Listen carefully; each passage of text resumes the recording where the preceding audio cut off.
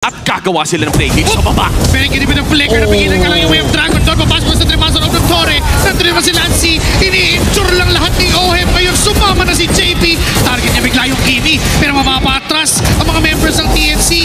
Yung gang na gusto nilang mangyari, hindi mangyayari. Pero si Zaida ay tinamaan pa ng medyo sa Thunder Strike mula kay Sanford. At yun yung Torre pang kasunod. May feathered airstrike pa mula kay Sanji. Mapipilitan si Chakno na gumamit ng tech charge palayo. Ang hirap ng buhay, men, ni Zaida. And Sanji! unfortunately, Sanji. Nandiyan pa si Sanford.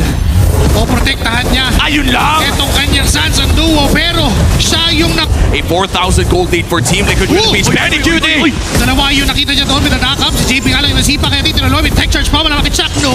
Nandiyan si Trimar at si Lancy. And-event to kasi Zaida. Pero na-event ngayon si Lancy doon, minafinance na sa mula kay Sanford. Makakatakas pa, pero sabi ni Sanji, ako na ang bahala. Inabot siya ng feathered airstrike, pero doon sa gitna may laban pa rin. Mounting shower mula kay Carl. Si Trimar. Itong protektado sila ni Sanford, ni Ohem. Hindi sila makaharap sa pick-up. Wow!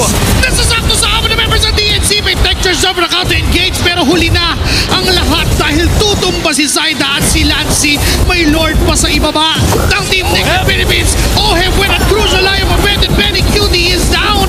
2 more left to defend, pero buhay pa ang 5 ng Team Liquid Philippines. Dediretso sa base, nakatingin na, rumaragasa, nagmamadali. Pupunta ang Team Liquid Philippines.